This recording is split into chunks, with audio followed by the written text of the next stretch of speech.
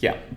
Okay, yeah, so for today we have props, and I will also show you, because Thomas, you asked about these callback functions, like if you have state in one component and you want to have basically some action in the child component, how you can modify the parent state. And this is what we will talk about today as well. Yeah, and the previous exercises, I understand that when you start working with React, you want to divide everything into components and work straight away. But exercises for previous week was more about keep everything in one place if you have state, and use your state within one component without creating children. And if you don't have state, or you don't need state for children, then you can create, depends on the exercise. But yeah, I know, Thomas, that you started using components and you need the state and you struggle with that on some point.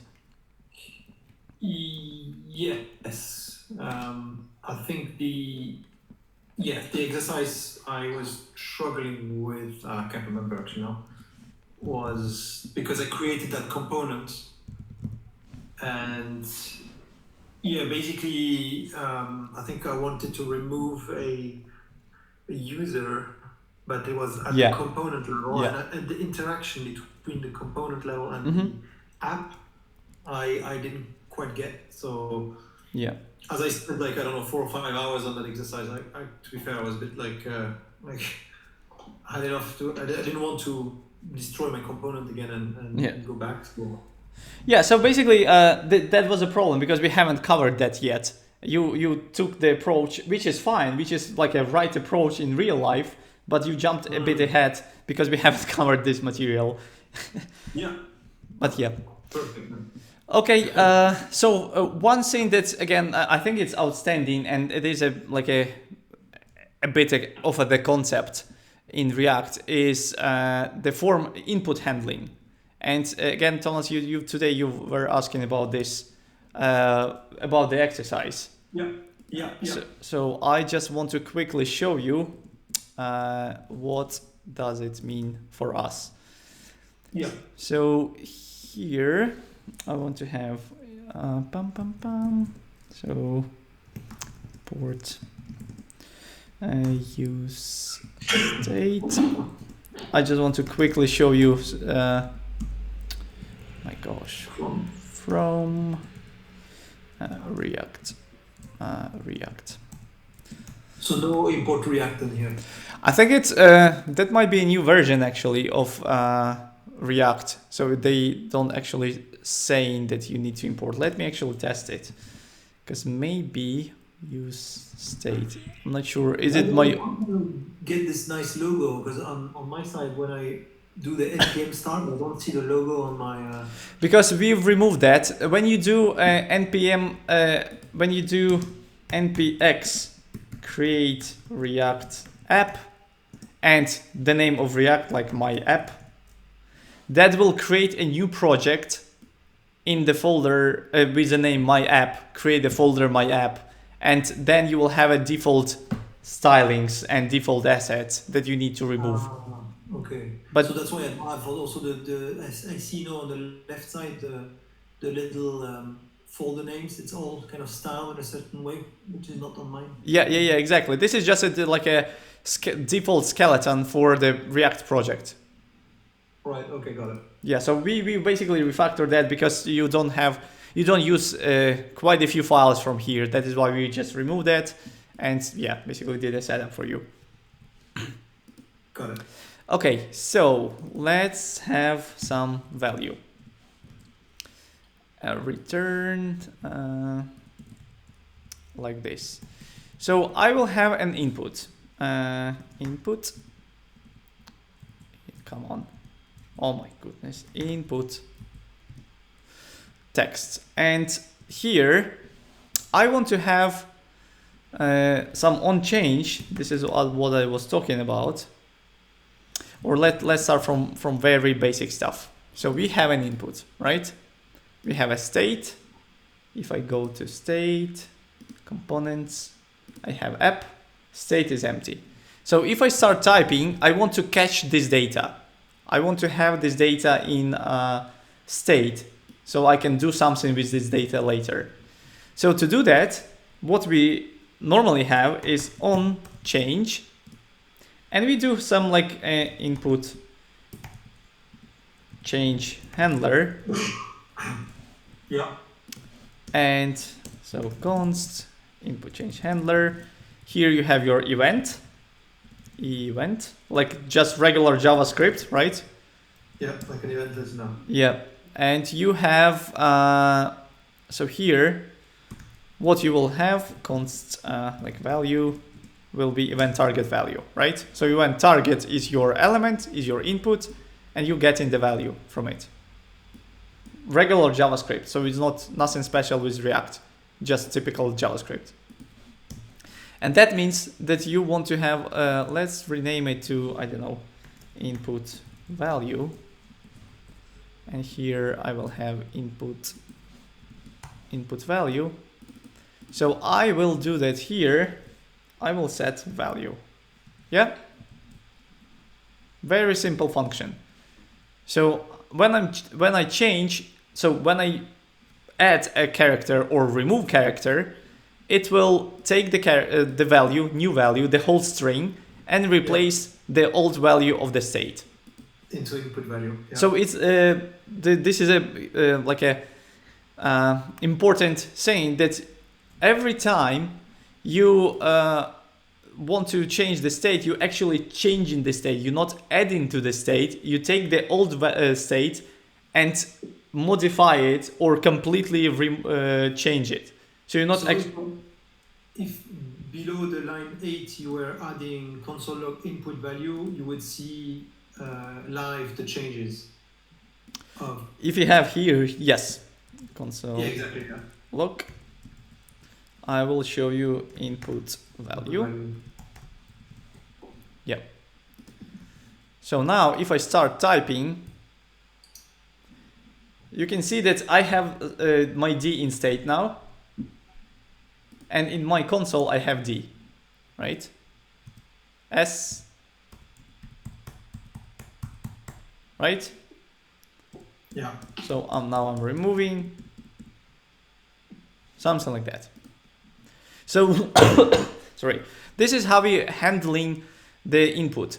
But the problem is that what the initial state should be of this input. Because you want to have the initial state, right?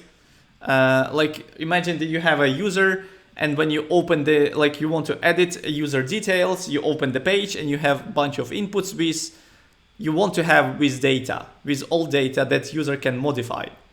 So what you can do is just add value equals input value.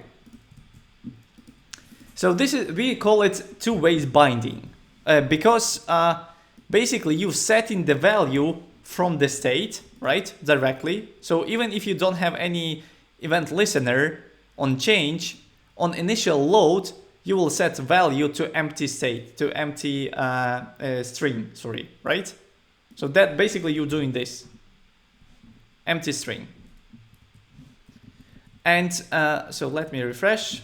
You don't need the event listener? No, you need to. I'm just saying that even if you don't listen for changes, you've set in one way, and then you have the original state, which will be yeah. So basically, the life cycle for this will be you add a character that will trigger you. Basically, you press the key, it will trigger the function, take the new value of your input, set a new value, that will change the state. Because you change in the state, you will refresh the component, and component will be rendered with a new value. And again, you press another character that will trigger your function, change the state will refresh your component, and you will get a new value here. Right? Does it make sense? Yeah. So yes, it does. Value.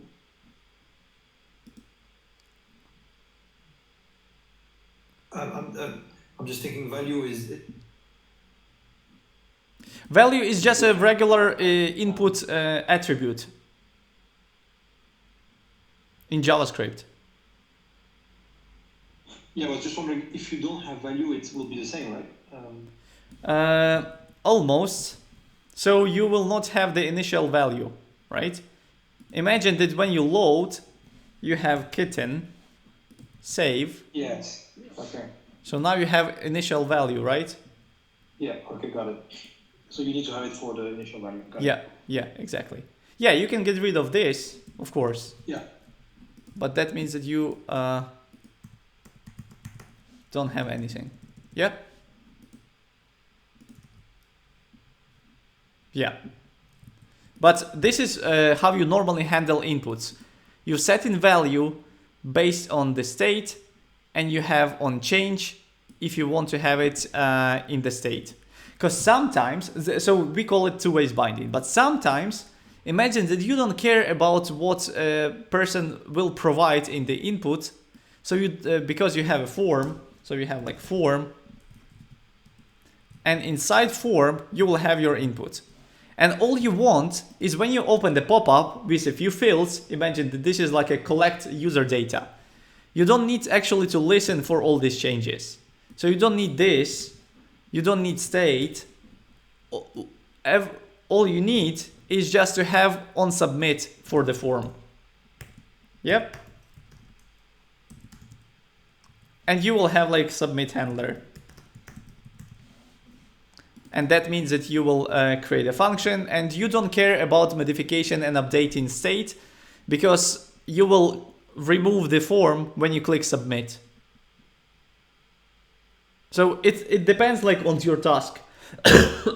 Sorry. It depends on your task. If you want to listen for changes and store data from inputs, it's pretty often that you storing data in the state from inputs. So it's quite often you use it. So this is just two different concepts. I would say that in 80%, you are listening for input changes and storing in state.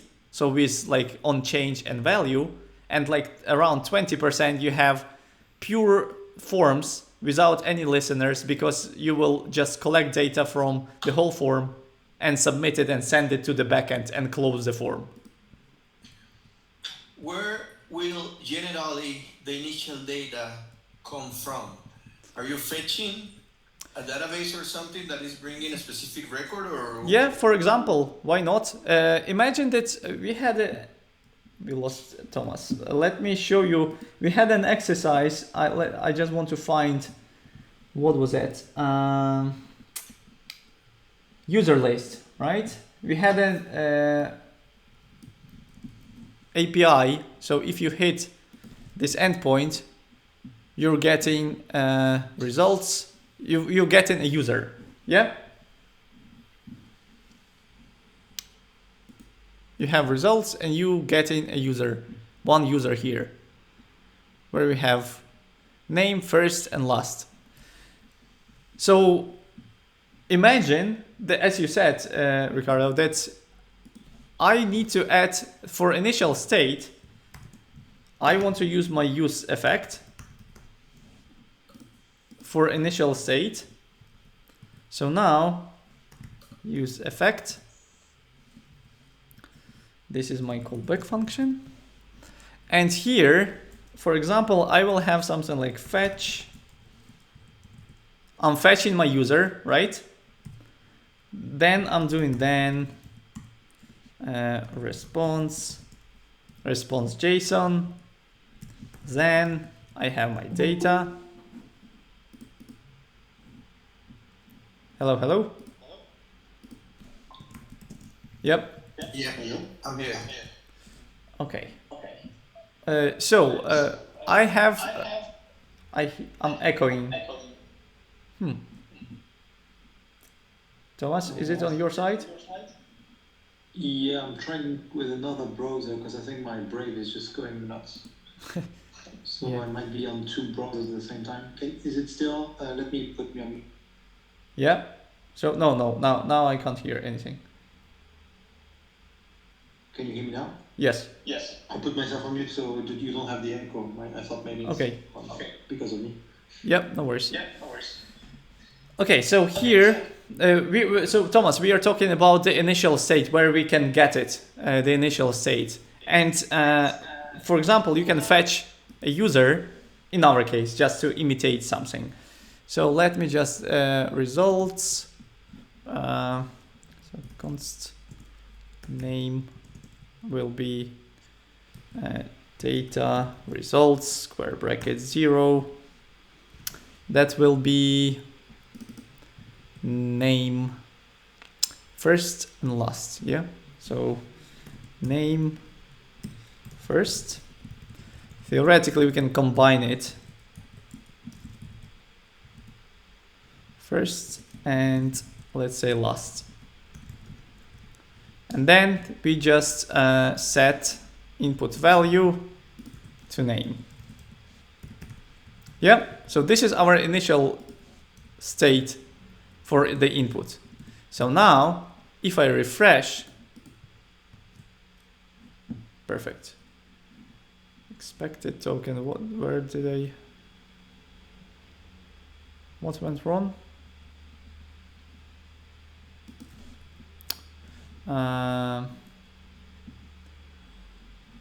I'm wondering, do they have this part? Okay, yeah.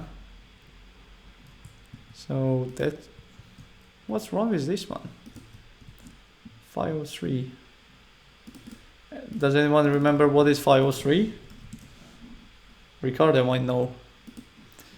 Service unavailable. What's going on? But it is.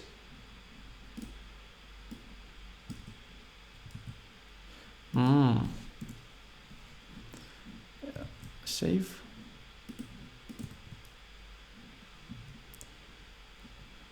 Interesting. It's still showing HTTPS. HTTPS, right? Well, it was still showing in your dev tool. Let's see.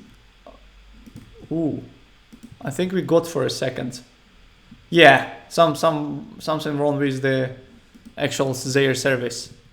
Okay, that's fine. So refresh. Perfect. Yeah. Woo.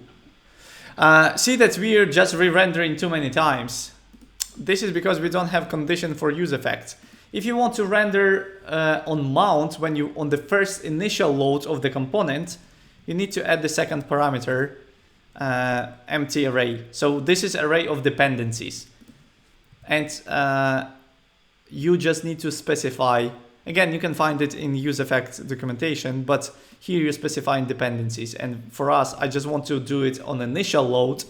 So that means that we just put an empty array. So refresh, and you can see that we have, straight away, we have some value, right? And if you go to components, click on app, this is our initial value. But I can start modifying it, right? So this is how it can be pre-populated. Yep. Does it make sense? This is about pre-population. Yes, it makes sense. Okay. Okay, so yeah, again, just remember that when you work with inputs, you have value and you have on change. So on change will modify state, and new state will populate your value. Because press the key. So in JavaScript world, you're doing this, typing, and you see no difference. But in React world, every time you press the key, it will modify the state with a new value. And because it's not just adding to the input the value, it's just refreshing the whole component and setting the new value to your value. So it doesn't behave as the same as in just JavaScript. It's actually just different life cycle, let's say, for the component. Okay, Questions on this one? No? Okay. Sorry. Then we can start to talk about props. Let's go to props. So props, we started to talk about it, so I might repeat myself from last Monday, but props, you can pass props to other components. Sorry? I don't know if you can hear me. Yeah. My internet is quite bad. Can you hear me? Yeah. I can. No, I said like this is clear. Thank you. Okay. Yeah, perfect. I think the exercise, I mean, maybe we can talk about the exercise later, but mention about creating an H1 which represent represent the current state. So how are we saying that a div can be a current state? What do you mean by div? No. What do you mean by div? Sorry? No, so I was just rereading the exercise 80 instruction, and it says create a state for input text. Oh yeah, right. And we can actually. Current state, it says create H1, which will represent current states. Yes, got it now. So yeah, the first thing that we were asking there is to have two inputs. Two inputs. Yeah, I just want to basically the main idea was so exercise 1 is to create one input, and you have create another input with class second, right? But the whole point of that exercise is just to show you that you can share same value and use the same trigger and synchronize two inputs. So if I start typing in one, I'm typing in the second one, right? Right. And in the opposite way. Yeah. Right. So that was the whole point of this exercise, to show you that it's not like a regular JavaScript. It's actually synchronizing because it's re-rendering components every time I add a new character. So this character appears not because of like JavaScript and HTML, because I just put it there, but because when you press the key, it takes the value, set the state, refresh component, and that is why you get in the new value inside the input. Okay, all right. So when we say create H1, which will represent current state, so that's just saying...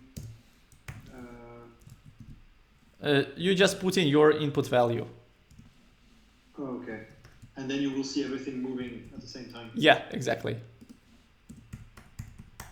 Wow, okay. Yep. Now I understand. Cool, all right. That's quite powerful. Yeah, so again, this exercise is about just showing you how the React works and what is going on behind. Because it is very different than JavaScript and HTML in this case. Very different. Okay, I think that means that we can start talking about props. And props is just basically a function, like arguments for regular functions. So you can pass your props. We have a few reserved words for that, like on change, on click, etc. So you can kind of if you can, for components, you can pass on change, call it on change event, because the on change will be applied for actual HTML elements. And because components are not actual elements, they are like abstractions, then you can pass on change, etc. as a key, as your key. And the only thing, probably the only key reserved that I can think of now is keyword. So remember that when you have map and you mapping through a few things, you want to have a unique key for the element. So key is reserved word. So that's the one definitely that you can't use for yourself.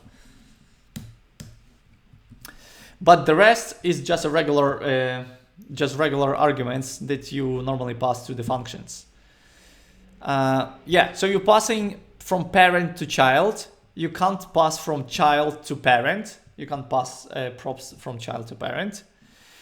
You can pass any type. It can be a function, it can be an object, array, string, number, whatever, anything.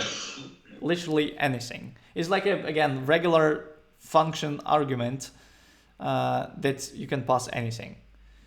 And when you change the prop, that will trigger re-rendering of the child component, of the component where you have this prop. So, sorry. I want to show you, I will show you basically how to work with hooks. Kind of how you hook between two components and how you connect them.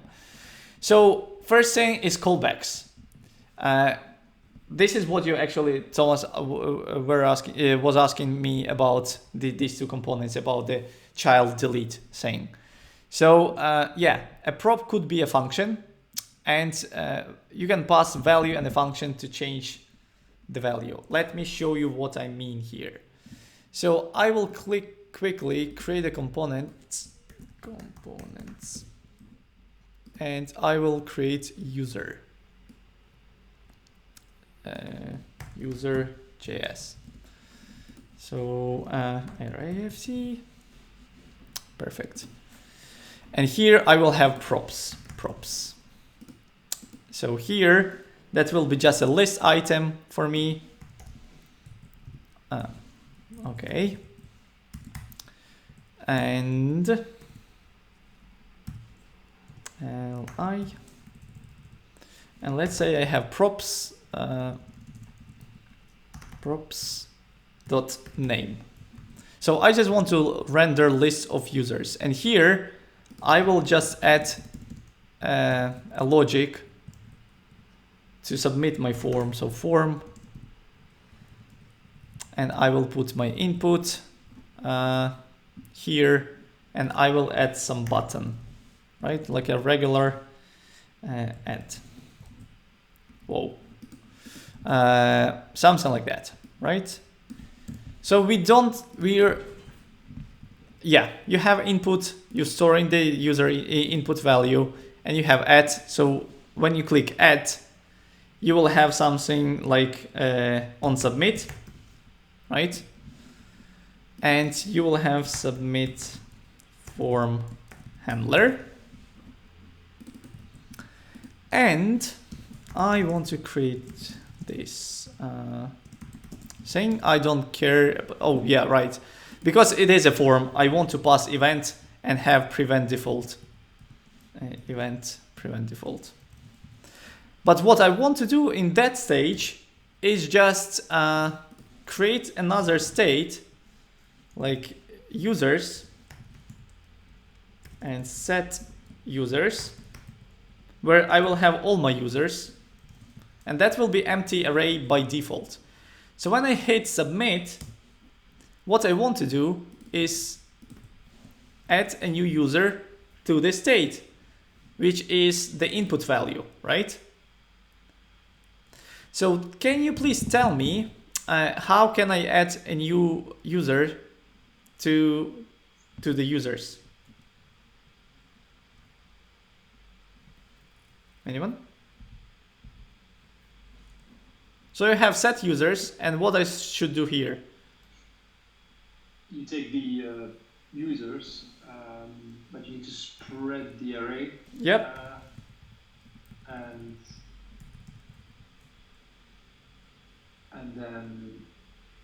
then you what? Sorry, what is the other bit? Is the value? Input value. Input value. Yeah. So you how do you concatenate it?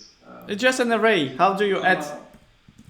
Comma and then input value. Yeah, exactly. So you take in all old users, whatever you have, it doesn't matter for you, and you add in a new user, right? Yeah. And another bit, I want to reset my input value to empty. Can you remind me why we cannot do a push here? It's because you need to because you need to create a new array. Yeah, yeah. You're replacing the whole state. Yeah. Yeah. Okay, so this is what we do. We can, when you hit submit, when you click add, that will just add a new user and reset the value inside input, right? Because you've set in input value to empty string, that will change the state. Because you change in state, it will re-render component and you will get empty string here. So now another thing, I want to render my UL list with my users.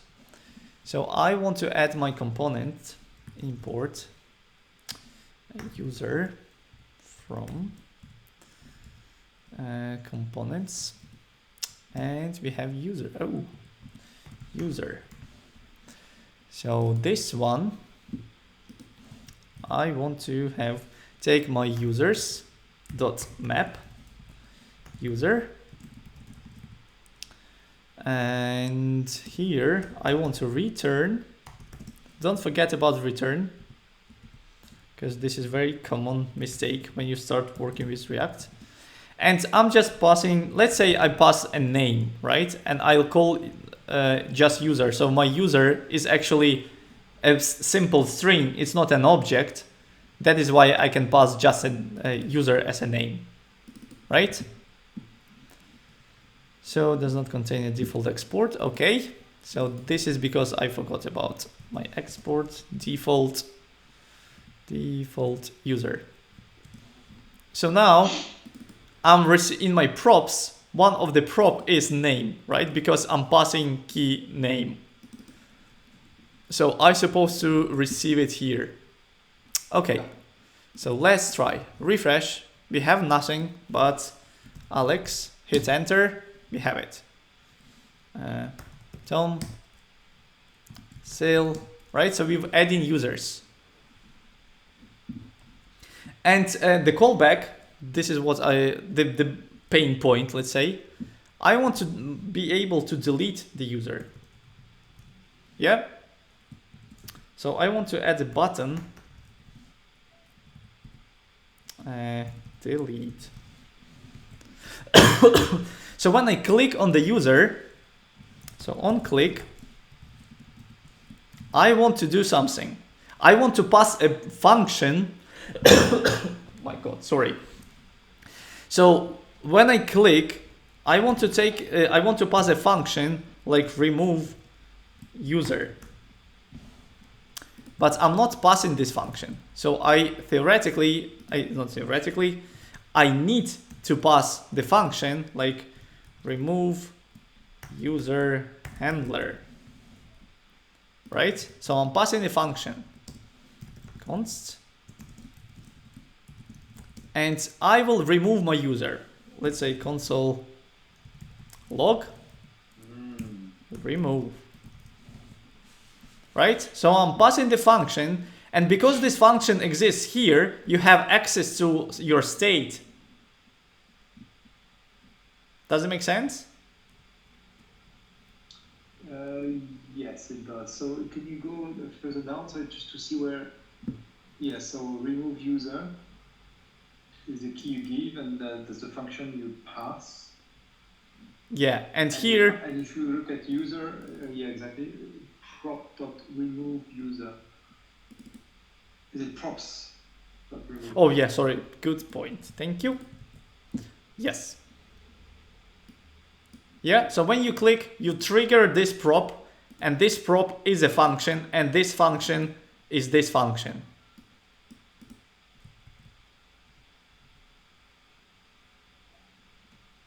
Wow, okay. So maybe I can call it on remove, just to keep the proper naming convention. And here I will have on remove user. And you cannot do that from a child to a parent. It can only be from parent to child. So again, you pass in prop from parent to the child, but you can hook to the parent through the function that you're passing down.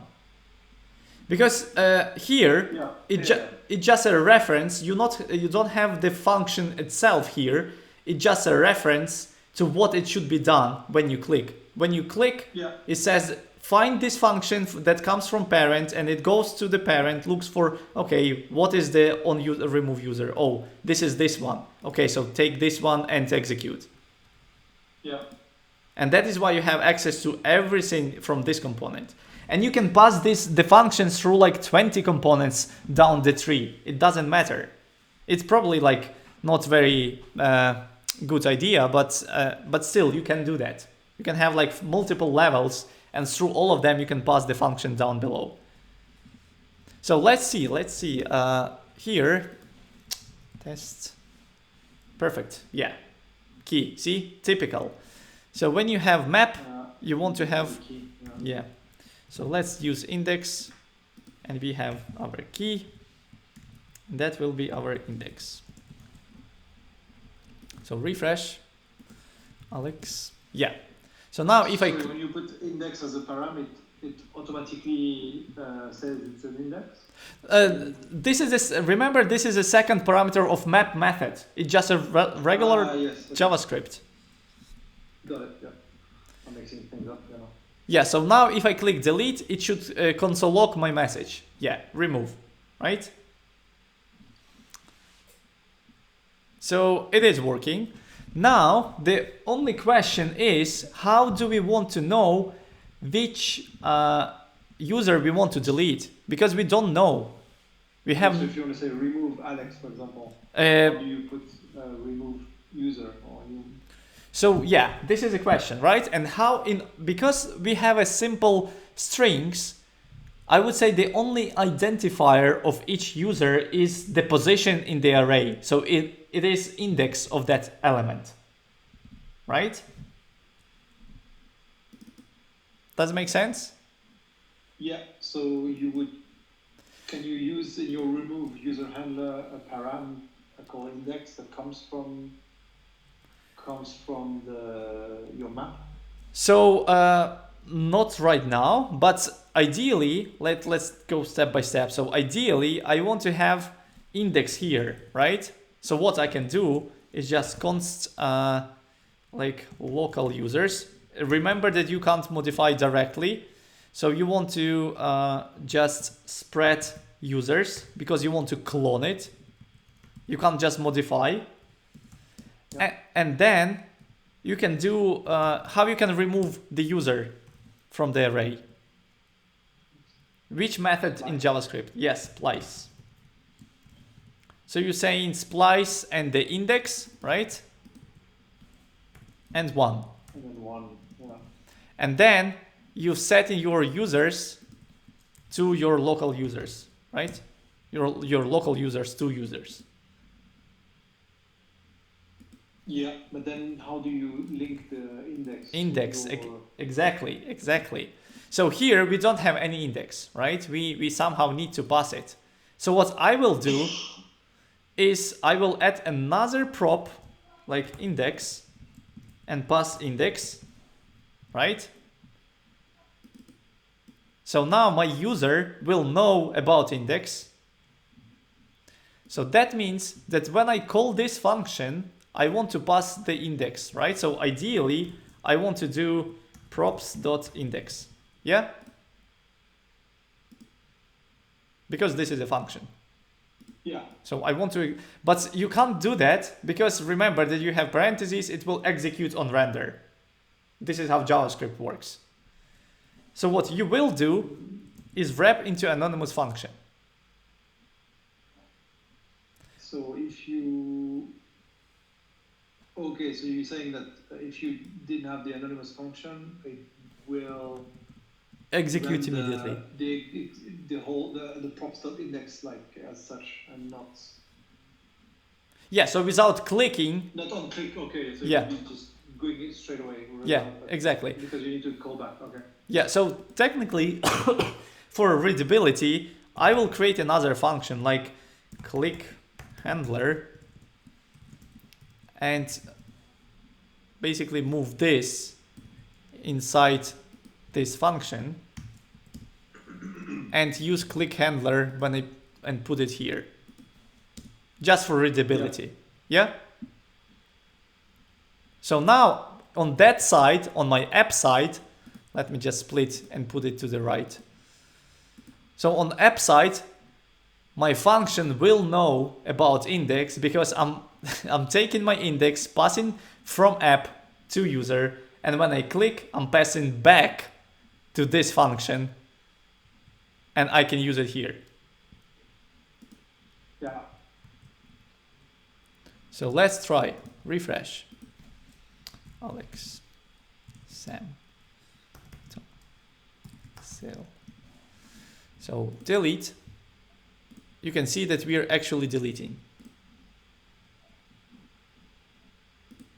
Beautiful. Yeah. So this is sorry. This is how you normally handle this kind of hooks. If you have in the parent component, if you have the state and you want to keep the dumb child component with no state. So if you don't have state, we call component dumb component because it doesn't have state.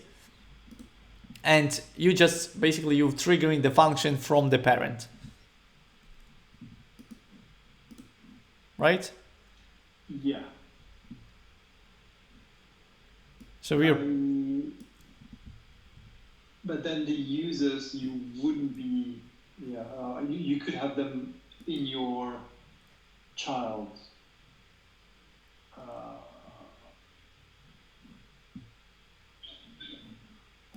What do you mean? I guess my question is does the child always need to be dumb, or can you just have everything in your child? And then, yeah, I think everything is possible. If you had everything in child, then you could have like an empty app, actually. So you could do that. In this case, yes, but then you have a not really, because you add in new users here. You have your form here. Yeah. Right? So you can't actually put users inside user component. Yeah. Because you have a form where you're actually creating and populating users.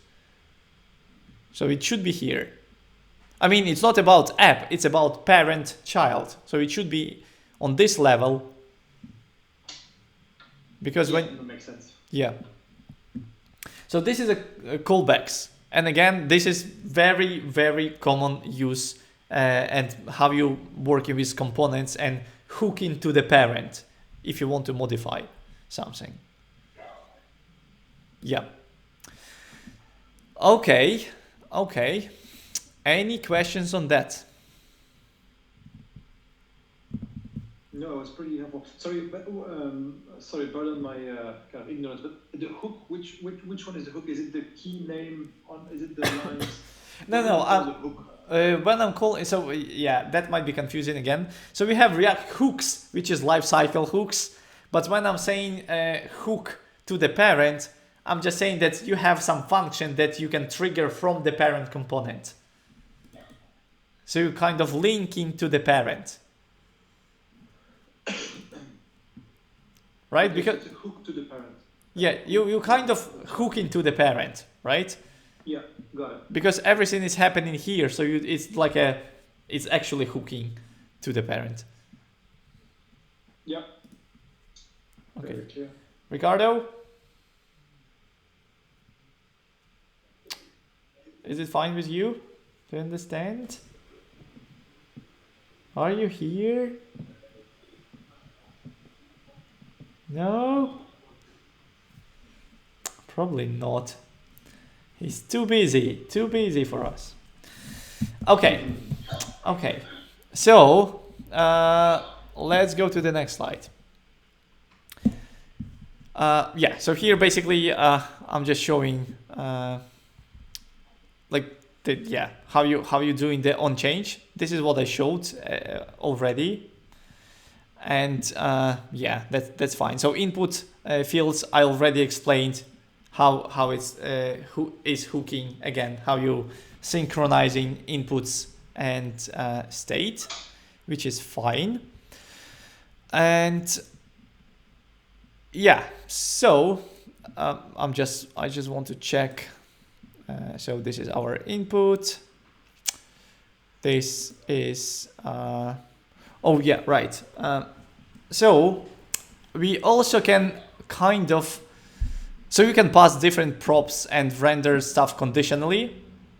So here, for example, let's say that when we click delete, yeah, I don't want to actually delete user. I want to style it in some specific way. So let's say we don't actually splice it, but we need to convert actually our users to some objects so we can say that it's been deleted. Or I'm just thinking, because you can conditionally pass different props, or apply, not pass different props, but apply different props.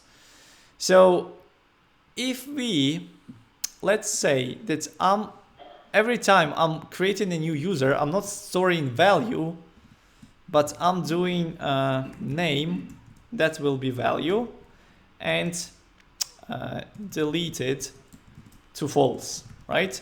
So all my users will be objects with name and deleted state. So now here your value, sorry, your input value changed from a string to an object. That's possible. Oh, wait a sec. Not this one. So here it is value. This is input, but I mean this one, right? When you set in new users, you want to have the object. Oh, okay, yeah, so you have an array of objects. Yeah. Yes, yeah, exactly. Okay, so wait a second. We have this one. Yeah, okay. So now, let me try to add a new user. Perfect, we have some errors. User. Right, I'm breaking because here it's user.name. That is why we break in our React app. Refresh. I guess you can pass your user.deleted as well.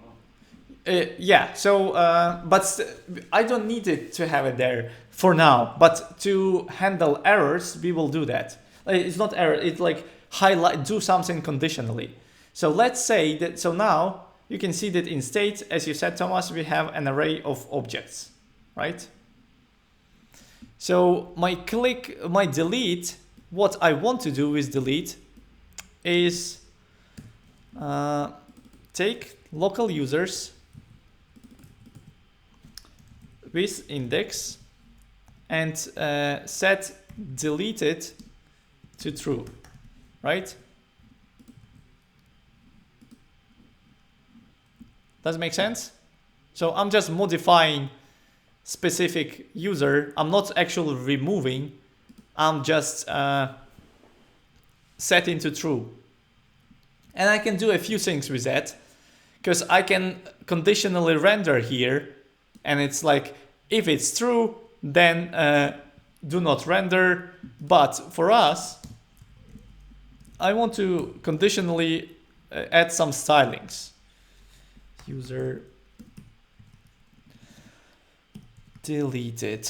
So I'm passing user deleted, and here I will have class name, and if user deleted, so props deleted, I want to add class I don't know, red, else it should be nothing basically. So let's see. So it does make sense. We conditionally will add a class to the component, to the element.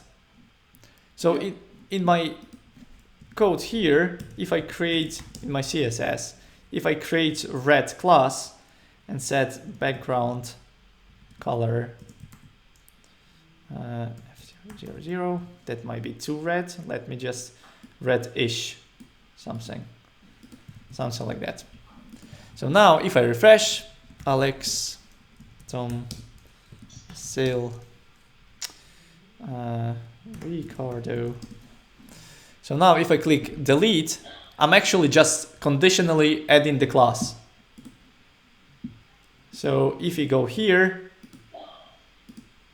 and find our UL, So we have classes, nothing for class, but if I click delete, we just add in class red. Yeah. Yeah. So you can actually conditionally, basically conditionally add stuff, or like you basically can do crazy things. You can, for example, have like a select like a checkbox. So when you click checkboxes, it will trigger like a delete or select it, and when you click delete, it will find all selected and remove them, like filter them from state and reset state, and you will remove bunch of them. We can actually do that quickly. Here, let's do a checkbox. Input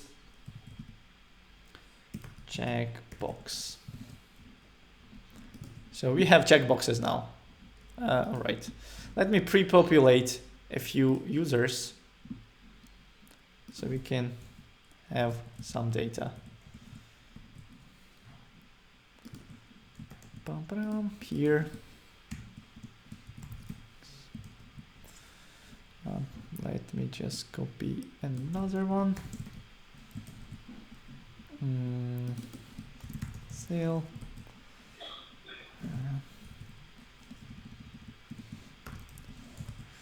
3 users. Yeah, that's enough. So we can actually tick and do something. So let's say that if I click, it's not about delete now, right? We don't have button actually. We just have just users. And when I check, I don't remember, is it on change? I think it's on change. It should be a change. Let me check. Checkbox React. Checkbox React. Oh, checked. Perfect. So yeah, checked. So for this input, we want to set checked to deleted, right? Or select. We potentially want to change it to not deleted, but I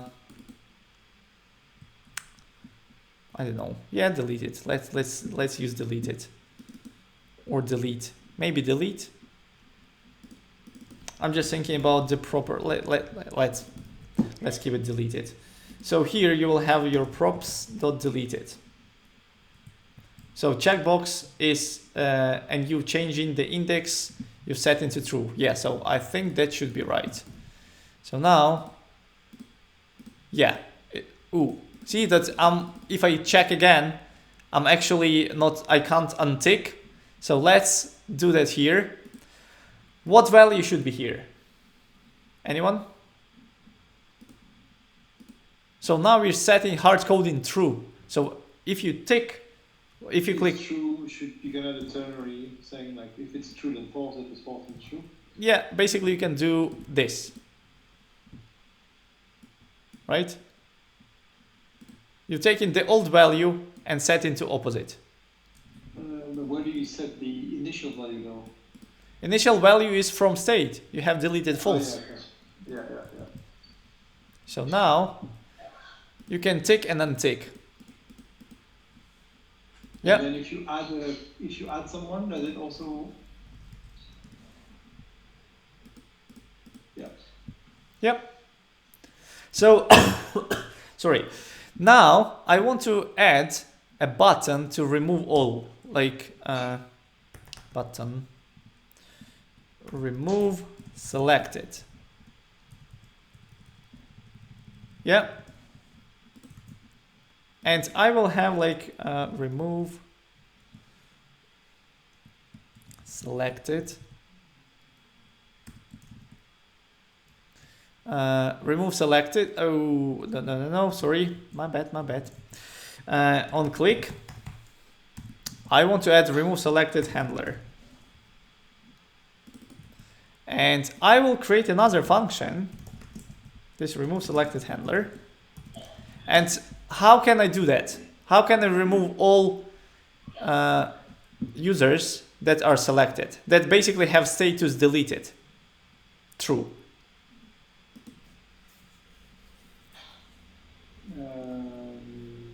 I guess you can do select. So first, users that have. Oh yeah, you need to recreate them. Yeah, first stop is this one. Then what do we do?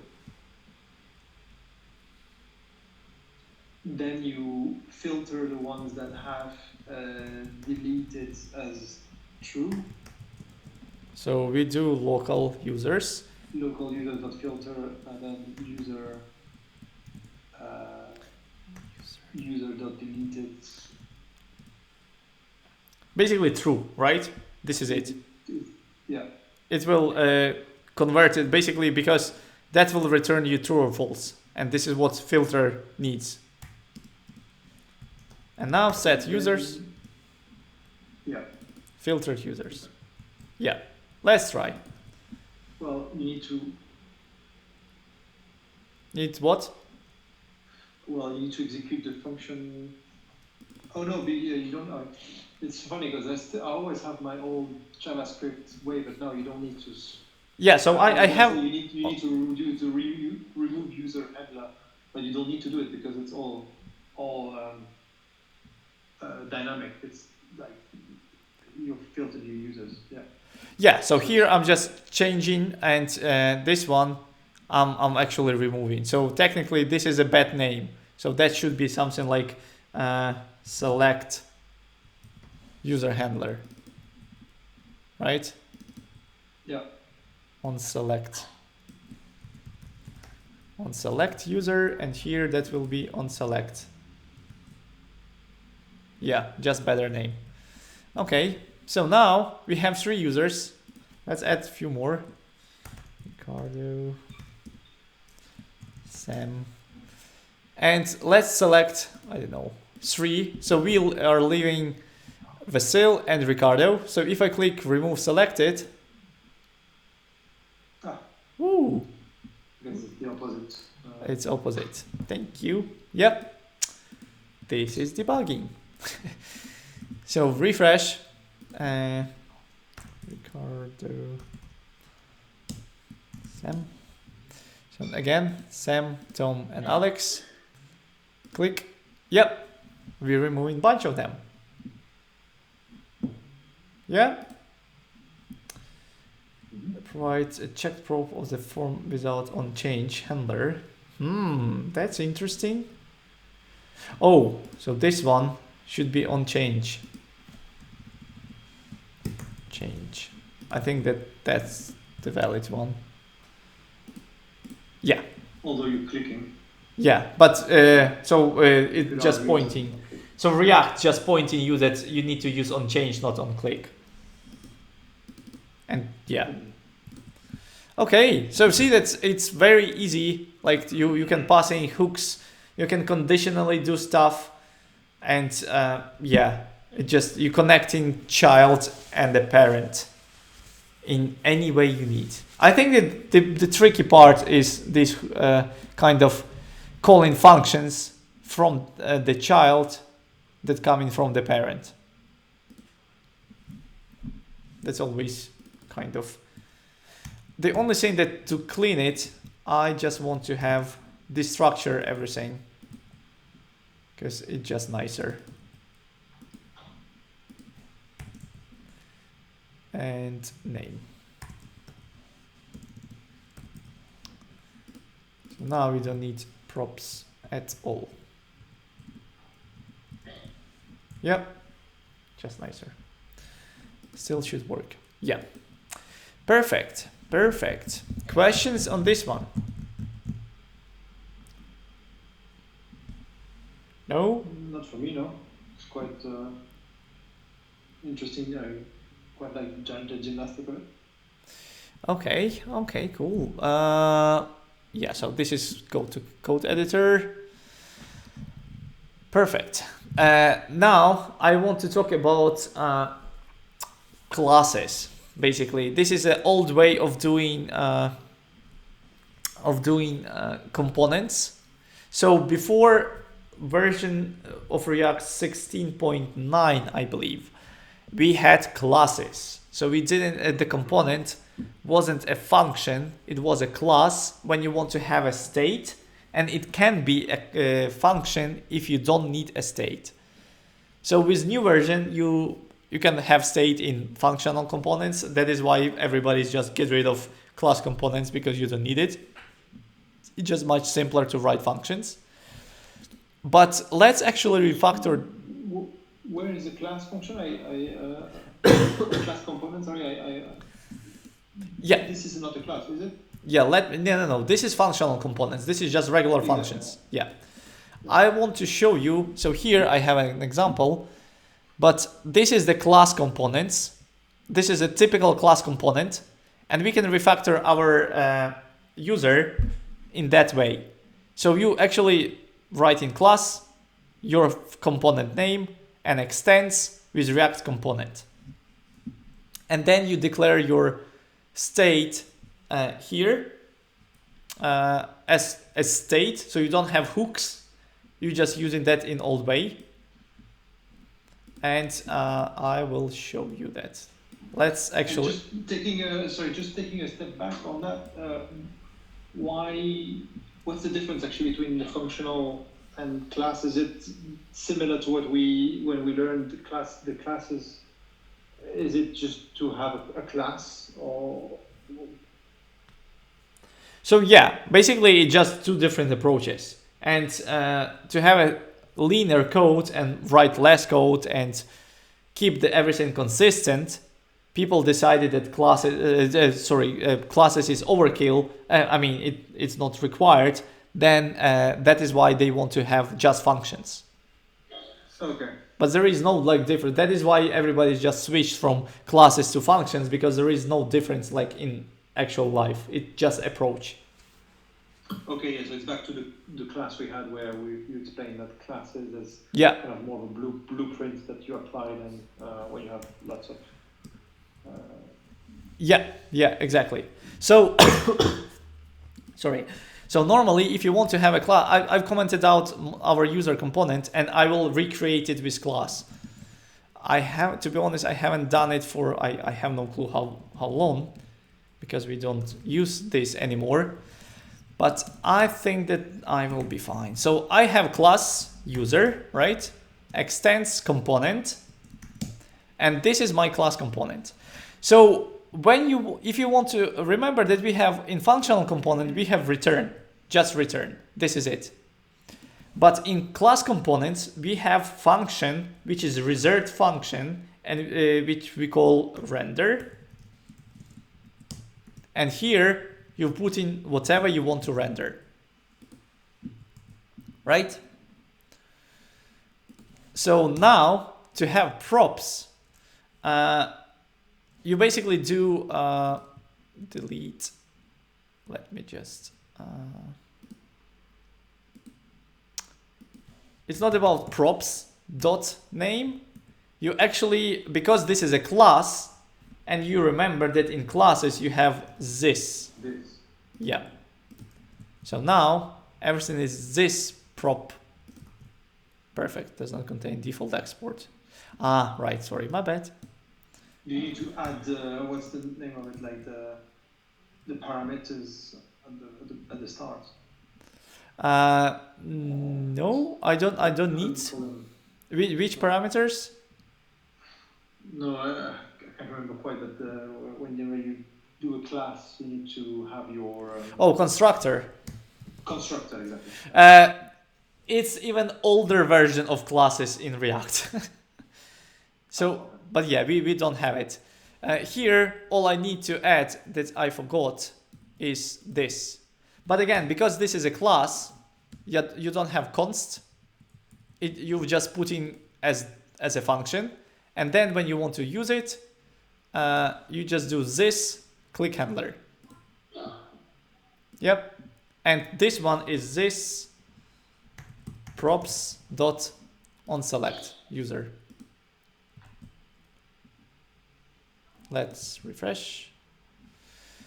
Index is not defined. Where? Oh yeah, right. This props index. You might see already the difference why people prefer functions. Yeah. Yeah, so now we have pretty much the same, right? So it behaves as it's supposed to be. Yeah. So all these like this props and like yeah, it just too much code for what you can achieve without it, right? So this is a difference. Let me just, yeah. This one, actually look at this. So here we have 17 lines and here we have 11. So it's like almost half. Yep. Yeah. So that is why people just decided to move to, and like the developers of React, the people who created React, they saw that they need to move to functional components. Also, again here, if you want to have a state, you just use state equals and put as an object. This is your state. But for our users, we don't have state. But if you need, you just do state. And then if you want to use it, you have this dot state and dot whatever you want. Also, the old way to set in state is, do we have an example? No. You have, if you want to change state, let's say I have a, I don't know, name test. If you want to change it, you do this set state and you basically put in a new value for the state. So this is an object. You've spread in old state. This is a typical syntax for it, and name will be not test, will be test2. So this is the old syntax of doing that. In the new syntax, you have use state, and you have just React hooks to set state. Right. Yeah, but again, it's more like just for educational reasons, because you will definitely not write such components. And on my in any company now, if you start writing, if I see or if any developer see the class component, they will just rewrite this component, refactor that component to the functional component, because still old platforms, they have old syntax. So you just, if you see it, just refactor and this is it. So yes. Questions on this one? Also, the one thing I want to mention as well about our class components is that it's more obvious, let's say it's more clear, the lifecycle hooks. Because with React and with functional components, you have your use, this is what we had here. Let me just show it here. So let me remove as well state, so I will not confuse you.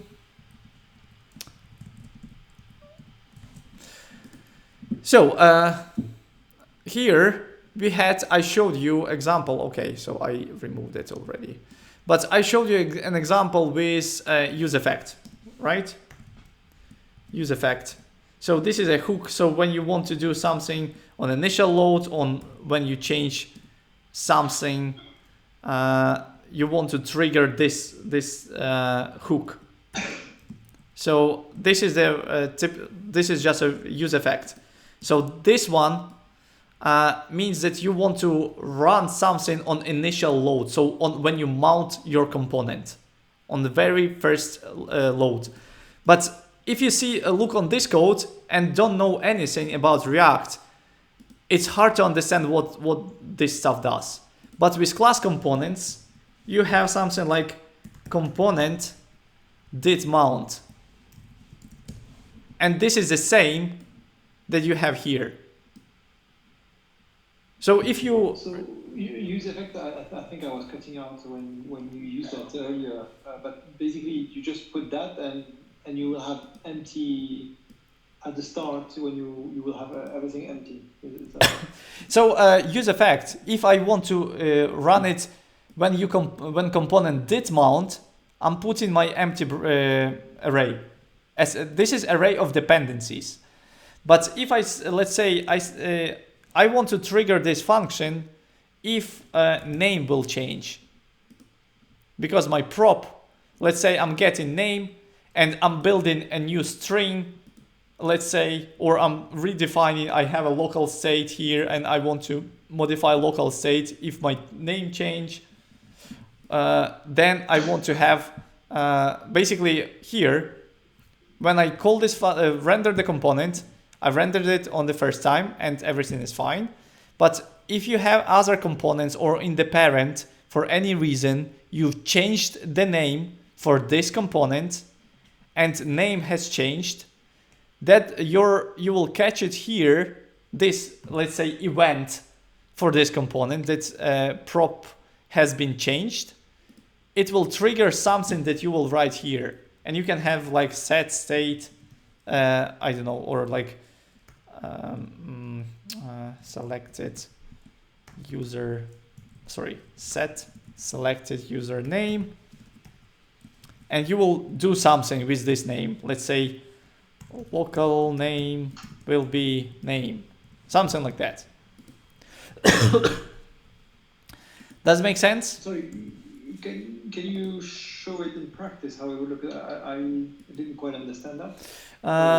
Okay, yep, sure. So run it if it's possible. Yeah, no problem at all. So let me finish with showing the difference. I just want to show you that here, this approach is on initial load, right? Because you have empty array, this is initial load. With old syntax, you have component did mount, which is more readable. If I put name, so I put a dependency, that means that I will want to trigger this code every time we will change the name. And for in old syntax, you have something like component will update. Component will, component did update, I think update. Yeah, did update. So this is the old syntax for basically for this one, which is more readable, I would say. Because you, based on the function name, you understand what's going on. And you can have something like component will unmount. You can do something specific before components will be removed from the DOM. And here, for use effect, it will happen in return. Again, it's not obvious. You definitely need to know how the use effect works to understand what's going on here. But with old syntax, I would say it's pretty readable, and you say, okay, component did mount, okay, component did update, component will unmount. It's understandable without actual specific knowledge with React. But yeah, let me show you then example. Does it make sense, by the way, before we move? Yeah, I may have missed what the purpose of this function is. When we say component did mount, are we saying something happens when the component is called? So imagine that you have, remember the exercise where you were creating timers, when you click add timer or add counter. So when you add a new counter, you're basically mounting a new component to the view, because this component, let's say, is your counter. Yeah? So every time you add a new counter, that will call this function. Whatever you put here, whatever you want to do this. Yeah? If you change the value for the, let's say you have a counter value that you're passing, if you change the value and you want to do something specific, it will trigger component did update. So you can do something extra on that event. And when you delete, for example, your counter, you have a cross to remove it from the application completely, you want to destroy it, you can call something specifically here.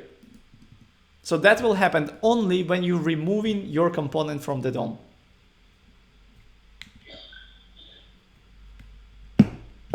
Yep. Right. And these are these functions that are, well, these are methods that are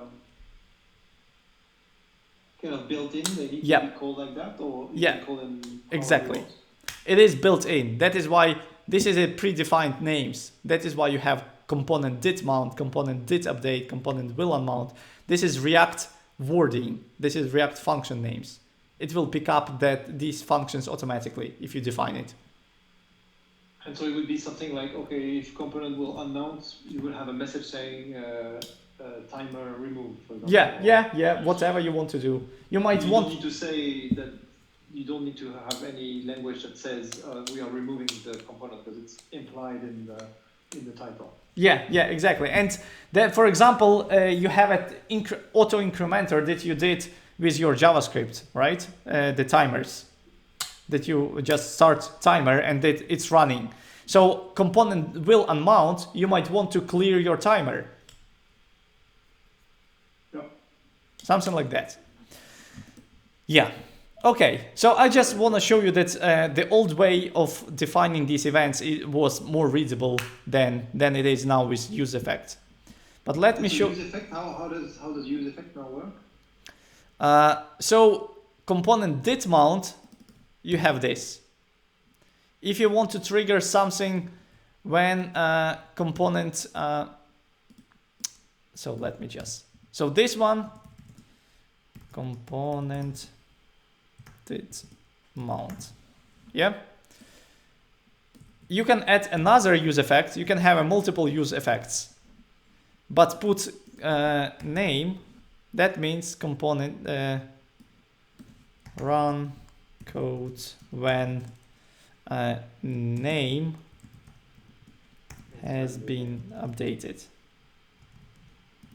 Yep. Or has been changed, probably changed. When prop name has been changed. Yeah. Or and remove. Yeah. Remove. That means it doesn't matter what you have here, but in return, you don't need to have the third one, because you might say that if you return here, run code when you will when component will unmount. Yeah, something like that. So again, it's not very readable if you don't know what's going on. It's very unreadable. Yes, very not intuitive at all. Yeah, exactly. But anyway, we are living in this world, so you need to learn use effect. But yeah, so return and then kind of an anonymous function that means you are unmounting. Yeah, exactly. Okay. Yeah. So let me show you what I mean by use effect. So let me just remove this component, class component, and we have a few use effects. Here, I will add a counter. I don't know the counter. Oh yeah, I know what. User quantity. I will just fake some numbers so to show you that that it is changing. So I will take users.length just to show you what's going on.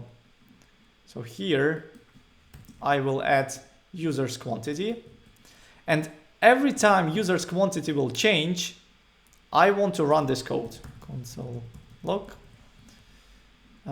user quantity has been changed. Yeah. Here, for initial one, I will add component did mount, right?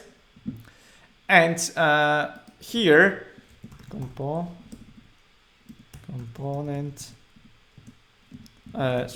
console log, component re-rendered.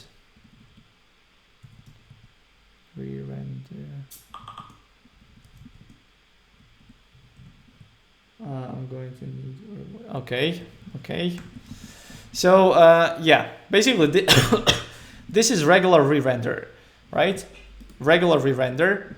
That will we will run this code on initial load, and this one we will render every time we add a new user, right? Or remove a user, because we will change the quantity. So let's try. A use effect is not defined, right? We definitely need to use effect. Import it. Perfect.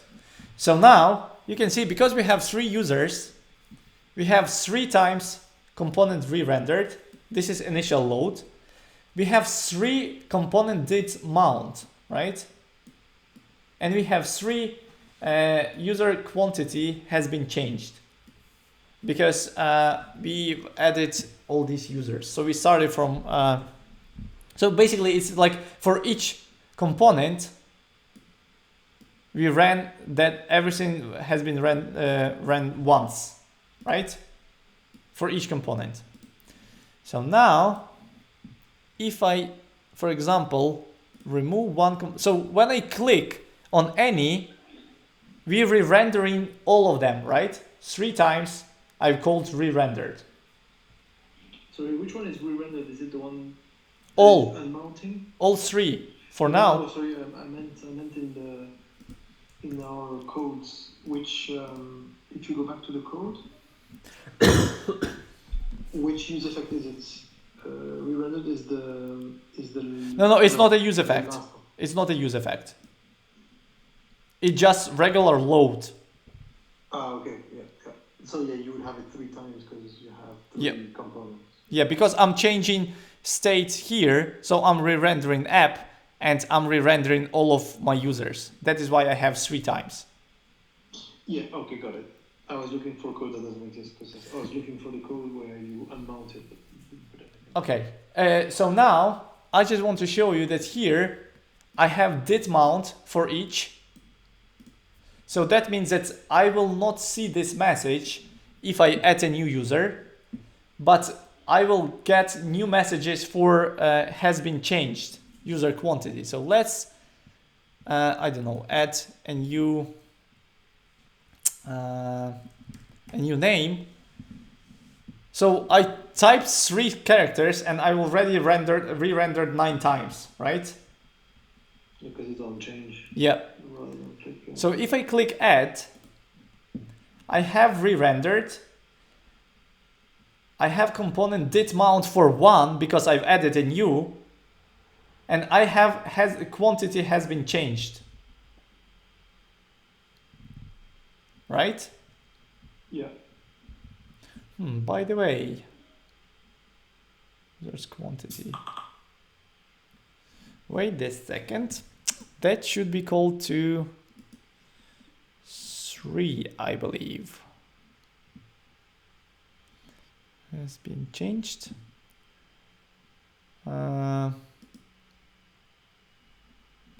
should be changed for all of them. Let me just comment it out this to see less messages. What do you mean? Yeah. So if I click add a new, this one should be called for all our components, right? Let me actually console log something wrong. Console log, so user quantity has been changed. Or maybe I just put that not here.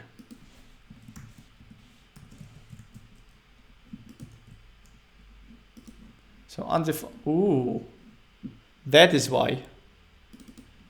Users links. What's going on?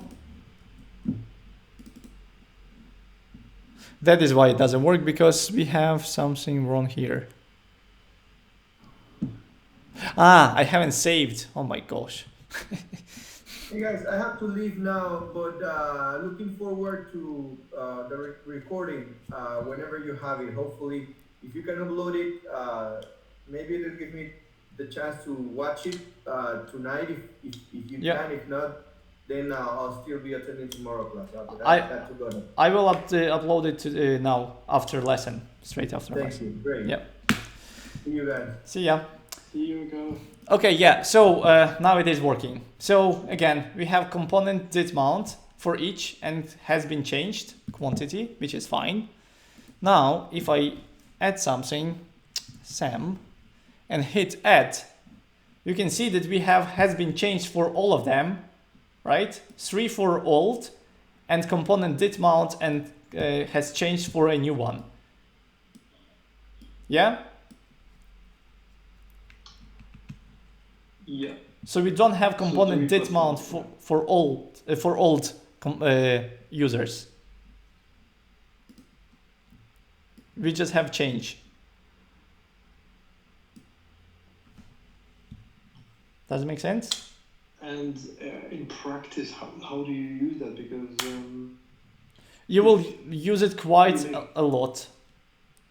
Because look at this. For example, you have some complex component and you pass in different props and you want to re-render this component only when you change specific prop, not every prop, but specific prop, right? Yeah. So that is why you have this this option, because you want to listen for specific prop. And you can listen to whatever you want. So yeah, exactly. So if you wanted to listen to username or index or whatever. Yeah, anything. And imagine that you have some dynamic calculation, and for example, you want to pass, I don't know, price, a new price or new any value inside. That means that you're passing this value and you're saying if the value will change, because you're passing different props, but if the value will change, I want to recalculate everything for the output. Yeah. Yeah. So this is how this is why we want to do this, and this is why we have this functionality. Yeah. Okay. Let me just double check what else we can tell you. Yeah, this is just this. Any questions? 3 questions. 3 questions. Yep. No questions for me. I'm just thinking, because I might want to as well show you unmount. Let me probably, yeah, let me just, when you remove, I want to show you that we are actually console log. Component will unmount, right?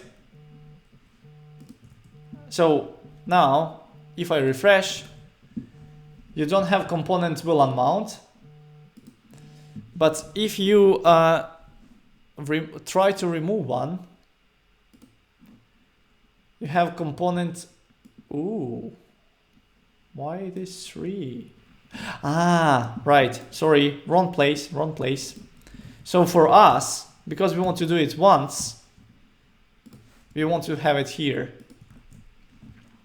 So on initial load. So if I refresh, clean it, and remove, you have component will unmount for one component, right? So you're actually triggering for this specific component some specific action. Does it make sense? Yes. Again, so that's if you, what happens if you do return on the second one? It will apply to all of them because you will change user quantity. That is why it will trigger all of them. right? So because when you're removing, you change in quantity, and that will trigger all our returns. But if you want to have just for unmount, you want to have to return for initial load, for initial use effect, for this with empty brackets.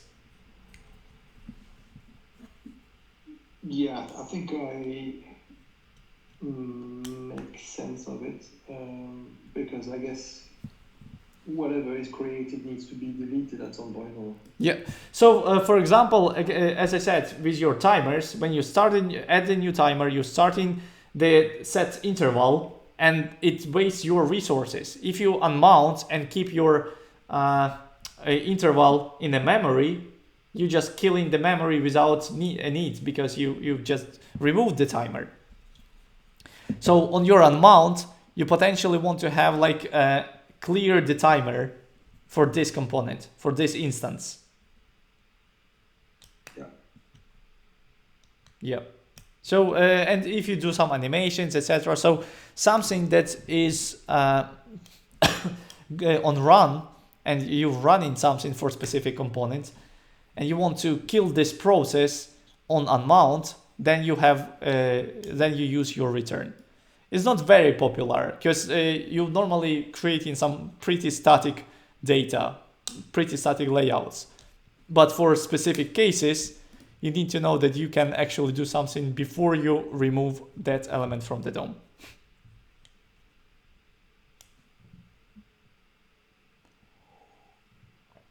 Yep. Okay, I think this is it about props. So you will have, let me check. You will have 2 more exercises with props. I will deploy it now. And 3 exercises. For this week, you have 3 exercises with props. Yeah. It's more like you have cart with props, you have teams. Yeah, you will see. It should be fun. Okay. Okay. Great. Then tomorrow you'll be with Thomas, and I will meet you next Monday. Perfect. Okay, so I'll get on with the exercises then in the meantime. Yeah, I'll deploy it in a few minutes. Well, I mean, I'm still on last week, so Yeah, no worries, no worries. Enjoy. Let me know if you need any help. Perfect. Okay, cool. Thank you. See ya. Thank you.